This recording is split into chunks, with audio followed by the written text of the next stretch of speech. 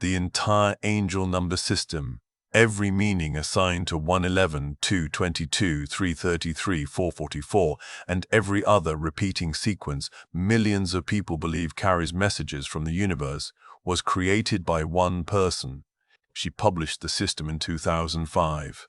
Then, in 2017, she publicly renounced all of it. But the numbers kept spreading without her, and the origin story that almost nobody sharing angel number posts has ever heard changes everything about what those numbers actually mean. You have seen the posts.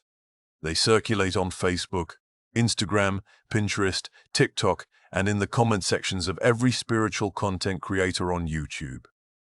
Seeing 111, new beginnings are coming. The universe is aligning in your favor. 222 means you are on the right path. Trust the process. 333 is a sign from your ascended masters. You are being guided. 444 means angels are surrounding you right now. You are protected. 555 means major change is coming. Prepare yourself. These meanings are stated with the confidence of ancient doctrine. They are reproduced on graphics with celestial backgrounds, embedded in astrology apps, printed on journals and coffee mugs, and shared in spiritual Facebook groups with the same reverence given to Scripture. The implicit message is always the same. These meanings are timeless. They have always existed. They represent universal spiritual truth that has been passed down through the ages. They have not the specific assignment of meanings to repeating number sequences. The entire framework that tells you 111 means something different from 222, which means something different from 444, was published for the first time in a single book by a single author less than 25 years ago. Her name is Doreen Virtue, and her story is one of the strangest arcs in modern spiritual publishing. Doreen Virtue was a prolific author and lecturer in the New Age spiritual space. From the late 1990s through the mid-2010s, she held a PhD in counseling psychology and positioned herself as a clairvoyant who could see and communicate with angels. Over roughly 2 decades, she published more than 50 books and oracle card decks through Hay House, one of the largest New Age publishing companies in the world. Her titles included Healing with the Angels, Messages from Your Angels, The Angel Therapy Handbook, and dozens of oracle card decks featuring angelic imagery and divination prompts. She built an entire certification program training others to become angel therapy practitioners, charging thousands of dollars for multi-day workshops. At the peak of her career, Virtue was one of the best-selling authors in the New Age publishing world, appearing on television, speaking at conferences attended by thousands, and generating revenue that supported both her personal brand and the Hay House empire that published her. The angel industry she helped create extended well beyond books. Crystal shops stocked angel-themed merchandise. Meditation apps incorporated angel number alerts. Social media accounts dedicated entirely to angel number interpretation grew to hundreds of thousands of followers. The system Virtue built became a self-sustaining ecosystem that generated content, products, and revenue at every level, from major publishers to individual Instagram accounts posting daily angel number graphics. By the time she walked away, the system no longer needed her. It had become infrastructure. In 2005, she published Angel Numbers. In 2008, she published the companion volume Angel Numbers 101. These 2 books are the foundational texts of the angel number system as it exists today.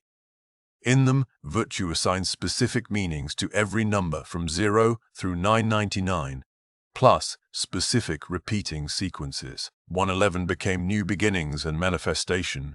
222 became trust and alignment. 333 became ascended, masters are near. 444 became angels surround you. 555 became major life changes approaching. These assignments were presented as messages Virtue received through her clairvoyant communication with angels.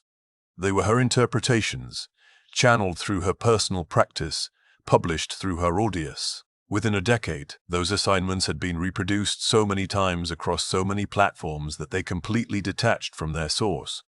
The meanings Doreen Virtue assigned in 2005 became the meanings, as if they had always existed. Instagram accounts with millions of followers posted angel number graphics daily without crediting or even knowing the source. Pinterest boards collected hundreds of angel number interpretations, each one traceable back to Virtue's original assignments, but presented as freestanding spiritual fact. Apps appeared on both Apple and Android offering angel number lookup tools, charging monthly subscriptions for access to meanings that one person had channeled and published. An entire micro-industry emerged around content that a single author had created, and her name appeared nowhere in it. People sharing angel number graphics on social media had no idea they were reproducing one author's copyrighted interpretations from a specific book published years earlier. They believed they were passing along timeless wisdom. The system had achieved something remarkable. It went from one person's channeled interpretation to universally accepted spiritual truth in less than a generation. And the mechanism that carried it was not tradition, scholarship, or lineage. It was the share button. Then, in 2017, Doreen Virtue announced that she had converted to evangelical Christianity. She publicly renounced her entire body of work. Every book, every card deck, every certification program, every claim about communicating with angels in the New Age sense. She stated that the angel communication she had practiced and taught for 2 decades was incompatible with her new Christian faith, and that she now believed the spiritual entities she had been channeling were not what she had claimed they were. She asked Hay House to stop publishing her books. She requested that people stop using her oracle card decks. She denounced the very practices she had built her career on, and she did so publicly, repeatedly, and with apparent conviction. She posted YouTube videos explaining her conversion. She wrote blog posts detailing why she now believed her previous work was spiritually dangerous. She urged former students and followers to abandon the practices she had taught them. For the thousands of people who had paid for her angel therapy certification, who had built their own practices around her framework, who had staked their professional identities on a system she created and endorsed, the renunciation was not an abstract theological shift. It was a professional and personal crisis. Their credentials came from someone who now said the entire foundation was wrong. Hay House, which had profited enormously from Virtue's catalog, did not immediately comply with her requests. The books remained in print. The card decks remained on shelves. The certification program's legacy continued through practitioners she had already trained. And the angel number system she created continued to circulate on social media, completely independently of her, now so thoroughly detached from its origin that her name appeared nowhere near the content. Millions of people continued sharing angel number meanings daily without knowing that the person who created them had publicly said she was wrong. The aftermath of Virtue's renunciation reveals something important about how modern spiritual content works. The angel number system was never tethered to a tradition, a lineage, a community of practice, or a body of scholarship that could have maintained quality control after its creator departed. It was tethered to a publishing contract and a social media algorithm. When Virtue left, the system did not collapse because it had never depended on her authority. It depended on shareability. A graphic saying 444 means angels are near does not need an author. It needs a share button, and social media provided unlimited share buttons. This raises a question that goes beyond one author's personal spiritual journey. If the entire angel number system was created by one person, and that person has publicly stated it was misguided, what does that mean for the millions of people who use it daily? Is there anything underneath the system that is actually real? To answer that, you need to look at what actual ancient number traditions teach, because number symbolism is ancient and cross-cultural. It just bears almost no resemblance to angel numbers. The oldest formal number symbolism in the Western tradition comes from Pythagoras and his followers in 6th century BCE Greece. Pythagorean numerology assigned philosophical meanings to numbers, but these were abstract metaphysical concepts about the nature of existence, not personal messages delivered through daily coincidence. One was the monad, the principle of unity and origin, the source from which all other numbers emerge. 2 was the dyad, representing division and polarity. 3 was the triad, the number of harmony and creation, because it reconciled the opposition of 2 into something new. 4 represented stability and the 4 elements. 7 was considered the most sacred number, combining 3, the spiritual, and 4, the material, into a completeness that neither could achieve alone. 10 was the tetractys, a triangular arrangement of 10 points that the Pythagoreans considered the key to the structure of reality itself. They swore oaths by it. They organized their entire philosophical system around it. The Pythagoreans also discovered that certain numerical ratios produced musical harmony, that the intervals of the octave, the fifth, and the fourth are all simple numerical ratios, and they believed this harmonic principle extended to the movement of the planets and the structure of the cosmos. This is a genuinely profound idea, and it influenced mathematics, music theory, and cosmology for over 2,000 years. But it has nothing to do with seeing 333 on a receipt and concluding that ascended masters are guiding you.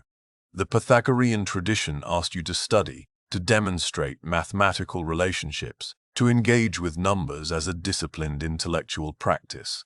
It did not ask you to look up a meaning chart. Kabbalistic gematria, from the Jewish mystical tradition, represents an entirely different approach. In Hebrew, every letter has a numerical value. Gematria is the practice of calculating the numerical value of words and phrases and finding connections between words that share the same total.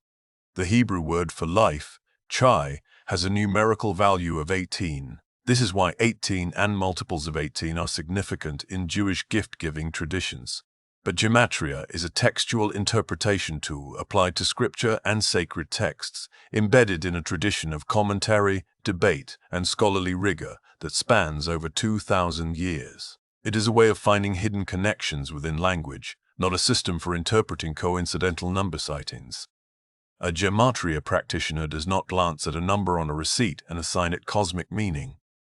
A gematria practitioner sits with a passage of Torah, calculates the numerical values of key words, finds connections to other passages whose words share the same total, and uses those connections to deepen understanding of the text. The practice is contemplative, intellectually demanding, and deeply embedded in a community of scholars who hold each other accountable for the quality and depth of their interpretations. The idea of reducing that tradition to a quick reference chart would have been incomprehensible to them. Chinese numerology operates on an entirely different principle still, one based on linguistic sound rather than metaphysical philosophy. In Mandarin, the word for 8 sounds similar to the word for prosperity or wealth. Therefore, 8 is considered extremely lucky, so much so that buildings in Chinese-speaking cities routinely skip the 4th floor because the word for 4 sounds like the word for death. Phone numbers and license plates containing multiple 8s sell for premium prices. The Beijing Olympics began on August 8, 2008, at 8 minutes and 8 seconds past 8 in the evening. This is linguistic association, deeply embedded in a living culture with thousands of years of continuous practice. The numbers carry meaning because of how they sound in a specific language, not because of any universal energetic frequency that applies regardless of your linguistic background. A Mandarin speaker and an English speaker hearing the number 4 have completely different associations, which would be impossible if the number itself carried inherent cosmic meaning. The specific phenomenon of 1111, as a spiritually significant number, entered New Age consciousness slightly before Virtue's work, through a different author entirely. Solara, the pen name of an author and spiritual teacher, published 1111, Inside the Doorway, in 1992, claiming that 1111 was an activation code for a new level of human consciousness. This predates Virtue's angel number system by 13 years and has a different theoretical framework altogether. Solara's 1111 was not a message from angels. It was a dimensional gateway. The two systems got blended together in the social media era, where all New Age number content gets stirred into the same pot, regardless of origin or internal consistency. The point is this: number symbolism exists in ancient traditions around the world, and it is genuinely fascinating, genuinely deep, and genuinely worth studying.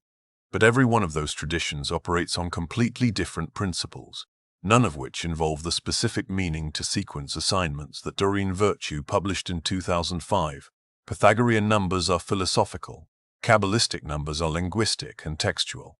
Chinese numbers are phonetic, Virtue's numbers are channeled personal interpretations, presented as universal messages from angels. These are not the same thing, and treating them as interchangeable does a disservice to every one of those traditions.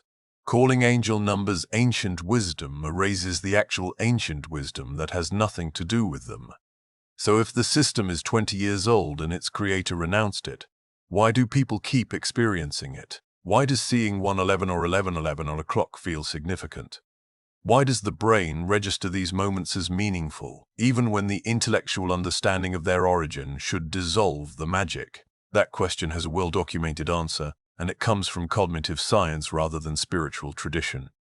Understanding the answer does not diminish the experience. It actually makes the useful part of the experience more accessible. There is a psychological phenomenon called the frequency illusion, sometimes called the Baader-Meinhof effect.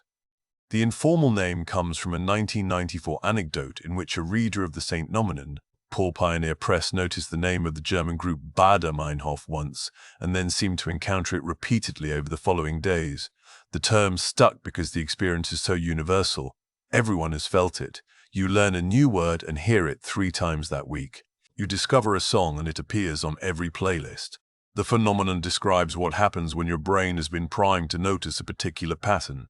Once the priming occurs, your reticular activating system, the part of your brain responsible for filtering the enormous volume of sensory information you encounter every second, begins flagging every instance of the primed pattern while simultaneously ignoring the hundreds of times that pattern does not appear. Here is how this works with angel numbers. You encounter a social media post telling you that 111 means new beginnings. That post primes your attention filter.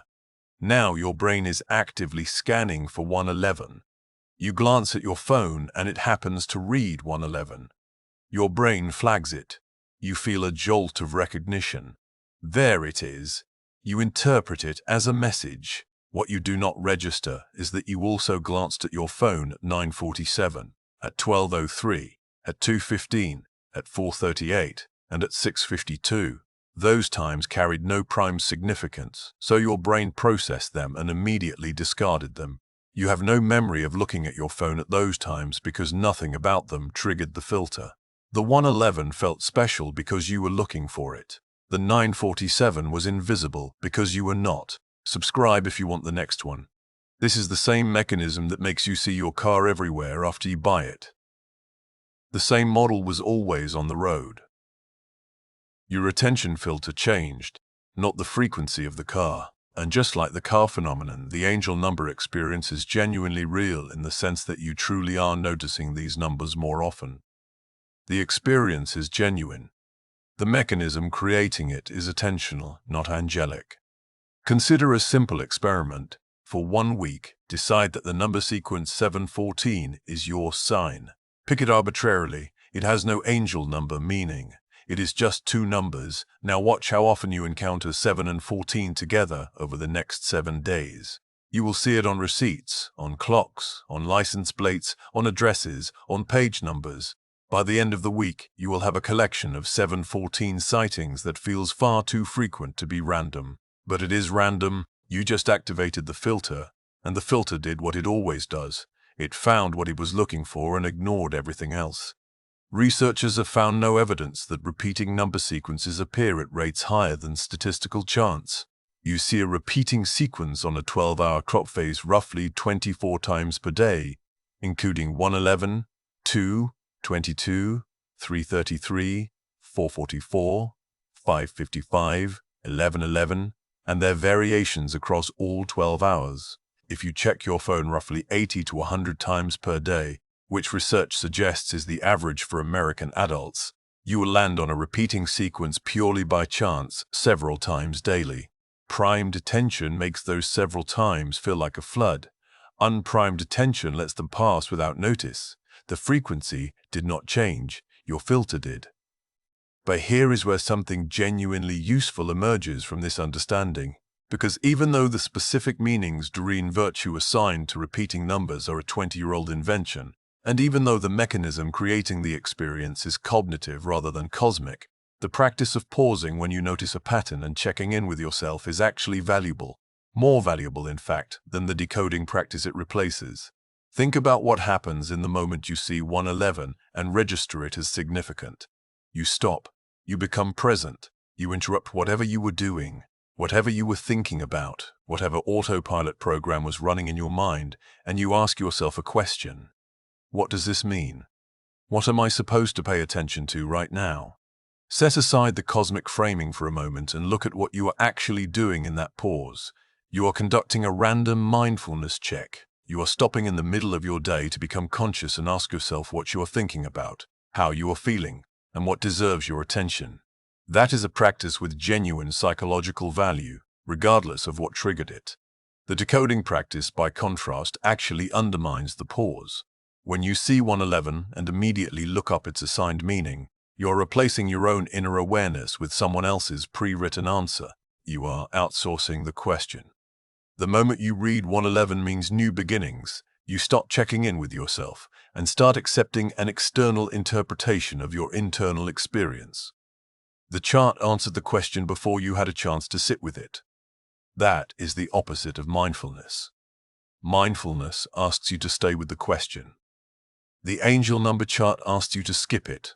That practice, the random interruption of autopilot by a moment of conscious presence, is well documented in psychological research as an effective technique for reducing stress, improving emotional regulation, and increasing overall awareness.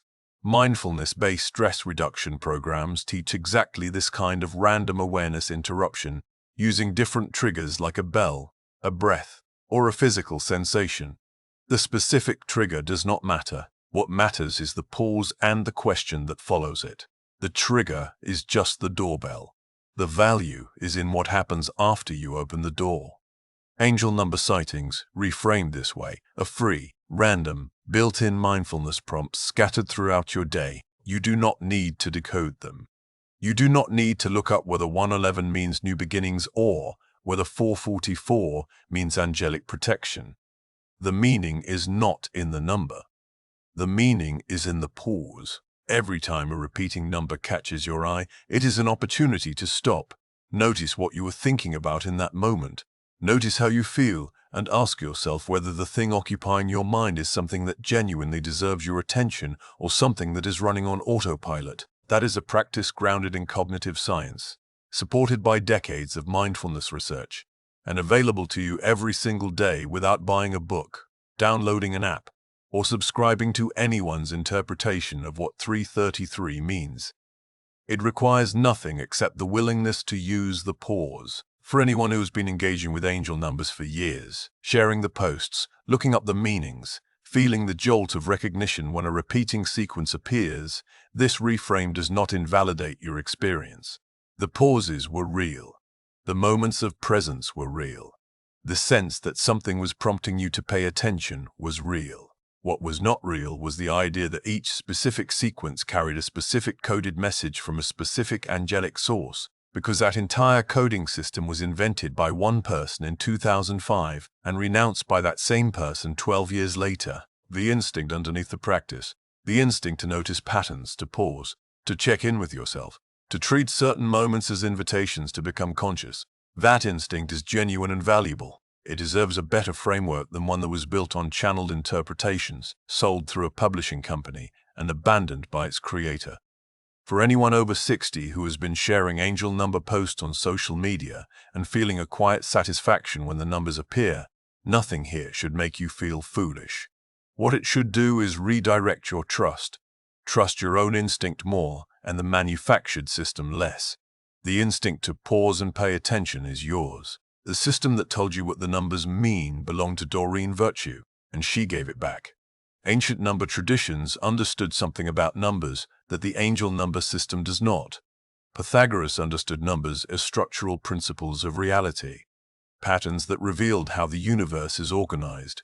Kabbalistic scholars understood numbers as keys to hidden layers of meaning within sacred text, connections that rewarded deep study and careful attention. Chinese culture understood numbers as carriers of linguistic resonance, sounds that connected to words, that connected to concepts worth honoring or avoiding. Every one of these traditions treated numbers with respect, seriousness, and depth. None of them treated numbers as a text message that could be decoded with a quick search on your phone. What separates those traditions from the angel number system is the difference between a practice that asks something of you and a product that asks nothing of you. Every ancient system required study, reflection, and engagement with a body of knowledge larger than yourself. Pythagorean students spent years working through mathematical relationships before they were permitted to explore their metaphysical implications. Kabbalistic scholars devoted lifetimes to the study of sacred texts before applying gematria to their deepest questions. Chinese numerological traditions are embedded in thousands of years of cultural practice and linguistic evolution. Each of these systems demanded patience, discipline, and genuine intellectual engagement. Angel numbers require a phone screen and a willingness to believe that the universe communicates through your alarm clock. That distinction matters beyond this one topic because it applies to a pattern that repeats across modern spiritual culture. Complex ancient traditions get compressed into shareable content, stripped of context, detached from their origins, and served to consumers as products rather than practices. The angel number system is the clearest example because its origin is so recent and so traceable. But the same flattening happens to chakras, to manifestation, to karma, to every concept that travels from a living tradition into a social media graphic. The question worth asking every time you encounter a spiritual claim online is the same question Pythagoras would have asked. Where did this come from? Who said it? And what was the original teaching before it got compressed? You deserve the practice, not the product. And the practice is simple. The next time a repeating number catches your eye, skip the Google search. Skip the meaning chart. Instead, stop. Notice what you were thinking about in the moment before you saw the number. Notice how your body feels. Ask yourself whether the thing occupying your mind deserves the space it is taking up.